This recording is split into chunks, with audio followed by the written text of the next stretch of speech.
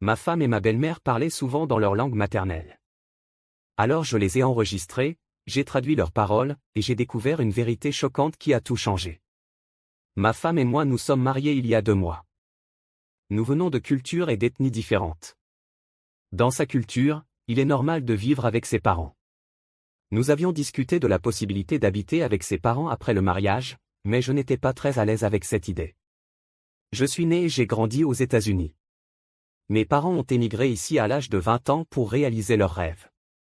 Quand j'ai eu 19 ans, j'ai quitté la maison familiale et ils ont soutenu ma décision. Je lui ai donc dit que je n'aimais pas l'idée de vivre avec mes beaux-parents. Elle m'a répondu que c'était une partie essentielle de sa culture. Je lui ai dit que je respectais nos différences culturelles, mais que je ne ferais pas de compromis là-dessus. Je voulais que nous ayons notre intimité, et j'avais visité son appartement, nous n'y tiendrions pas tous. À ce moment-là, je croyais que ses parents vivaient avec elle. Elle me l'avait d'ailleurs laissé entendre. Elle m'avait dit qu'elle avait grandi ici. Finalement, nous sommes arrivés à un compromis, elle m'a demandé d'essayer pendant quelques mois. Si je ne me sentais pas à l'aise, nous pourrions déménager. J'ai accepté. Nous avons eu une petite cérémonie pour notre mariage, mais elle était magnifique. Je suis allé vivre dans son appartement, et sa famille s'est montrée extrêmement gentille. Rien ne me semblait anormal. Sa mère et elle parlaient souvent dans leur langue natale, et cela m'intriguait. Je lui ai demandé de m'enseigner leur langue, mais elle refusait, en disant que ce n'était pas nécessaire. Je lui disais que je voulais aussi faire partie de leur conversation, mais elle persistait à ne pas m'apprendre. Le temps passait, et je suivais quelques cours en ligne, mais j'en étais encore à mes débuts. Je comprenais seulement quelques phrases et quelques mots. Ma femme et moi travaillions. 1 mois et demi de mariage était déjà passé, et ma belle-mère répétait sans cesse à ma femme de « régler ça ». C'était la seule phrase que je comprenais. Quand je la regardais, elle me souriait d'un air gêné. Je sentais que quelque chose clochait. Je posais des questions, mais elle esquivait toujours, me disant qu'elle m'expliquerait plus tard. Au fil des jours, ma belle-mère devenait de plus en plus anxieuse à ce sujet. J'ai essayé de lui demander directement, mais elle ne me répondait jamais clairement. J'en avais assez. Nous n'avions même pas encore fait notre lune de miel. Je voulais voyager à l'étranger, mais elle refusait toujours, disant qu'elle était occupée par le travail ou trouvant une autre excuse.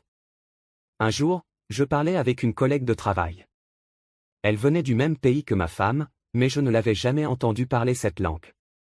Je lui ai demandé, un peu au hasard, si elle la parlait, et elle m'a dit que oui. Je lui ai demandé si elle pouvait m'aider à traduire quelques phrases, et elle a accepté. Je savais que ce n'était pas très juste, mais j'allais les enregistrer. Cela faisait presque 2 mois que je vivais avec elle, et je n'aimais pas être constamment exclu des conversations. Je savais qu'il se passait quelque chose, et j'allais découvrir quoi. Je n'arrivais pas à croire ce que j'entendais. Ma collègue, les écouteurs vissés sur les oreilles, traduisait les enregistrements que j'avais faits en secret des conversations entre ma femme et sa mère. À chaque mot, mon cœur s'enfonçait un peu plus dans ma poitrine. Ce n'était pas de simples discussions banales sur le quotidien ou sur l'avenir. C'était bien plus sombre. Quelque chose que je n'aurais jamais pu imaginer. Ma femme et ma belle-mère étaient en train de me manipuler. Je n'étais qu'un moyen pour arriver à leur fin. Apparemment, ma belle-mère était endettée jusqu'au cou, et ma femme, bien qu'ayant grandi ici, avait gardé des liens très forts avec sa culture. Elle avait été poussée à trouver une solution, et cette solution, c'était moi. Elles avaient besoin de quelqu'un pour les soutenir financièrement. Quelqu'un qui pourrait payer les dettes de la famille et leur assurer une vie confortable. J'étais la cible parfaite. Un Américain naïf, amoureux, prêt à tout pour la femme qu'il aimait. Mais ce n'était pas tout. Il y avait pire. Bien pire. Ma belle-mère était malade, quelque chose que je n'avais jamais su. Elle avait besoin d'un traitement coûteux, et ma femme avait accepté de m'épouser pour garantir que je paierais tout. Elle riait dans les enregistrements, se moquant de ma naïveté. Ma femme disait des choses comme « Il est tellement facile à manipuler. Il croit tout ce que je dis. » Et sa mère répondait « Tu as bien fait de le choisir. Il est faible, mais il a de l'argent. » Je me suis senti trahi comme jamais je n'aurais cru possible. Tout ce que j'avais construit avec elle, tous les moments partagés, toutes les promesses échangées n'étaient qu'un mensonge. Je n'étais qu'un pion dans leur jeu. Et le pire, c'est que je l'aimais vraiment. J'avais eu confiance en elle. Je lui avais ouvert mon cœur et ma vie, et elle avait utilisé cela contre moi. Je ne savais pas quoi faire. Ma première réaction fut une rage pure. Je voulais la confronter immédiatement, dévoiler la vérité, lui montrer que je n'étais pas l'idiot qu'elle pensait que j'étais. Mais quelque chose en moi m'a retenu. Je devais réfléchir calmement. Je devais planifier mon prochain mouvement. Si elle jouait à un jeu avec moi, alors moi aussi, je jouerais. Et moi, je jouerais pour gagner. Dans les jours qui suivirent, je fis semblant que rien ne s'était passé. Je continuais à agir comme si j'étais heureux et insouciant. Je me mis même à montrer un intérêt renouvelé pour apprendre leur langue, juste pour les garder dans l'ignorance. Ma femme semblait surprise, mais ravie de mon changement d'attitude. Elle n'avait aucune idée que je connaissais la vérité. Pendant ce temps, je commençais à planifier ma revanche. La première étape était d'assurer ma sécurité financière. J'avais placé une somme importante sur un compte joint avec ma femme, mais à présent, je savais que je ne pouvais pas lui faire confiance. Je commençais donc lentement à transférer l'argent vers mon compte personnel, en inventant des excuses liées à des investissements ou des dépenses imprévues. Elle ne soupçonna rien. Ensuite, je me mis à rassembler des preuves. J'enregistrai d'autres conversations, pris des photos de documents et suivis même ma femme lors de certaines de ses sorties. Je découvris qu'elle était en contact avec un avocat, probablement en train de planifier comment me mettre dans la pire situation possible, au cas où je découvrirais la vérité. Je découvris également qu'elle possédait un compte bancaire secret, où elle gardait l'argent que je lui avais confié pour les dépenses du foyer. Avec le temps, j'avais tout ce dont j'avais besoin. Il était maintenant temps d'agir. Un soir, après le dîner, je m'assis avec elle dans le salon. J'étais calme, mais déterminé. Elle semblait détendue, sans se douter de ce qui allait arriver. « Il faut qu'on parle », dis-je en la regardant droit dans les yeux. Elle fronça les sourcils, mais acquiesça. Bien sûr. Qu'est-ce qui ne va pas? Je pris mon téléphone et lançai les enregistrements. Son expression changea immédiatement. Elle devint pâle, et je vis la peur dans ses yeux. Qu'est-ce que c'est que ça? Demanda-t-elle, tentant de rester calme. C'est toi et ta mère en train de planifier comment m'utiliser, répondis-je d'une voix ferme. Je sais tout. Je sais pour les dettes, la maladie de ta mère, et le fait que tu t'es marié avec moi uniquement pour l'argent. Elle tenta de nier, mais je continuai. Inutile de mentir. J'ai des preuves de tout, des enregistrements, des documents, des photos. Je sais que tu as un compte bancaire secret. Je sais que tu comptais me laisser ruiner. Elle se mit à pleurer, mais je ne me laissai pas attendrir. Tu m'as trahi d'une manière que je n'aurais jamais imaginée. Tu as utilisé mon amour et ma confiance contre moi. Et maintenant, tu vas le payer. Je lui expliquai que j'avais déjà consulté un avocat et que j'étais prêt à porter l'affaire en justice. J'avais toutes les preuves nécessaires pour m'assurer qu'elle et sa mère ne recevraient pas un seul centime de moi. De plus, j'étais déterminé à exposer leur mascarade à tous nos proches et amis. Elle me supplia de lui pardonner, affirmant qu'elle était désespérée et n'avait pas eu le choix. Mais je ne voulais plus entendre d'excuses. J'avais été trompé, trahi, humilié et désormais, c'était à mon tour de prendre le contrôle. Je la regardais, assise en face de moi, en train de sangloter, essayant de me convaincre que tout cela n'était qu'un malentendu. Mais je ne ressentais plus rien d'autre que du mépris. Chaque larme semblait calculée. Chaque mot sonnait creux. Je voulais qu'elle comprenne tout ce qu'elle avait perdu et qu'elle n'aurait plus aucun pouvoir sur moi. Tu m'as trahi, dis-je d'une voix ferme, et je ne l'oublierai jamais. Mais maintenant, c'est à mon tour. Ce soir-là, avant que nous allions nous coucher, elle tenta de se rapprocher, jouant la comédie comme si nous étions encore un couple. Mais je la repoussai d'un simple regard.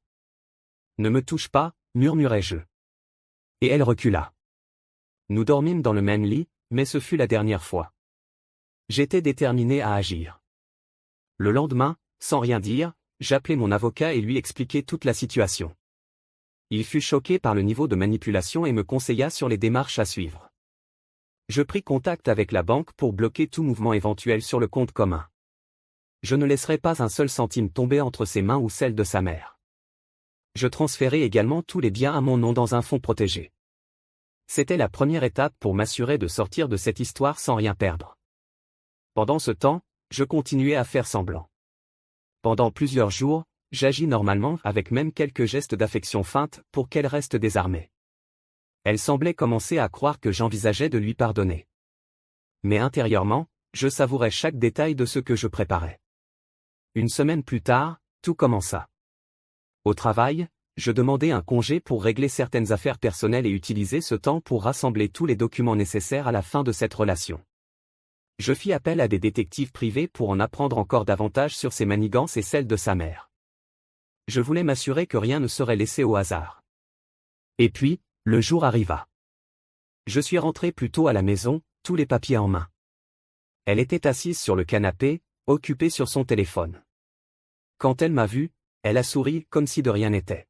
« Salut, mon amour », dit-elle. Mais le son de ces mots me fit bouillir de l'intérieur. « Il faut qu'on parle », dis-je en jetant les papiers sur la table. Elle me regarda, confuse, et je vis le moment exact où elle comprit. Elle se mit à trembler, tenta d'attraper les documents, mais je les retirai. « Ce sont les papiers du divorce », continuai-je calmement. « Et je te conseille de les signer sans chercher à inventer d'excuses. Parce que tu n'as aucune échappatoire. » Elle se mit à supplier, des larmes fausses coulant sur ses joues. « S'il te plaît, écoute-moi. Je t'aime. J'ai fait ça parce que j'étais désespéré, ma mère avait besoin d'aide. » « Tais-toi », l'interrompis-je froidement. « Il n'y a pas d'amour ici. Tu ne m'as jamais aimé. Tu t'es servi de moi. Et maintenant, tu vas en payer le prix. » Elle essaya de se défendre, mais je posai mon téléphone sur la table et appuyai sur « Lecture ». Les enregistrements commencèrent à jouer, chaque mot dévoilant le plan qu'elle et sa mère avaient élaboré. Je vis la panique s'emparer d'elle alors qu'elle entendait sa propre voix dire à quel point j'étais facile à manipuler et faible. « Tu savais exactement ce que tu faisais, » poursuivis-je. « Et tu savais que si je découvrais tout, tout s'écroulerait. » Eh bien, nous y voilà. Elle resta silencieuse un moment, avant d'exploser. « Et qu'est-ce que tu veux que je fasse maintenant? Que je parte et que je laisse ma mère mourir? Tu crois que tu vaux mieux que moi? » Je ris. Un rire amer. Ce n'est pas mon rôle de sauver ta mère. Et ce n'est certainement pas mon rôle de vous entretenir, vous deux, pendant que vous vous moquez de moi dans mon dos. Je me levai et pris les papiers. J'ai déjà pris toutes les précautions nécessaires. Toi et ta mère n'aurez rien de moi. J'ai averti la banque, la police et mon avocat. Et au fait, tu as jusqu'à la fin de la semaine pour quitter cet appartement. Il est à mon nom, désormais. Elle resta figée de stupeur. Mais je n'en avais pas fini. Et une dernière chose, tous nos proches, tous tes amis, sauront qui tu es vraiment. Je vais m'assurer que personne ne tombe dans le même piège que moi. Ce soir-là, j'ai fait mes valises et suis allé à l'hôtel. Je ne voulais plus passer une seconde de plus dans cette maison. Elle m'a appelé des dizaines de fois, mais j'ai bloqué son numéro. Ma décision était prise. Dans les jours qui suivirent, je finalisai le divorce. Mon avocate m'informa qu'avec toutes les preuves que j'avais réunies, elle ne pouvait contester quoi que ce soit. Entre-temps, je publiai anonymement les enregistrements sur des forums et réseaux sociaux où elle et sa mère étaient connues. La réaction fut dévastatrice pour elle. Amis et membres de la famille commencèrent à s'éloigner et les rumeurs commencèrent à circuler. Au final, elles se retrouvèrent seules. Exactement comme elle le méritait. Sa mère dut vendre le peu qu'elle possédait pour rembourser une partie des dettes. Mon ex-femme tenta tout pour reconstruire sa vie. Mais le mal était fait. Plus personne ne leur faisait confiance. Et moi? J'ai recommencé à zéro. J'ai changé de ville, acheté un nouvel appartement. Et pour la première fois depuis des mois, j'ai ressenti la paix. Avec le recul, je réalise que la plus grande des vengeances fut de reprendre ma vie en main et de les laisser s'enfoncer dans la boue qu'elles avaient elles-mêmes créée. Elles ont essayé de me détruire. Mais au final, ce sont elles qui ont été détruites par leur propre choix. Et moi? J'ai avancé? Plus fort que jamais.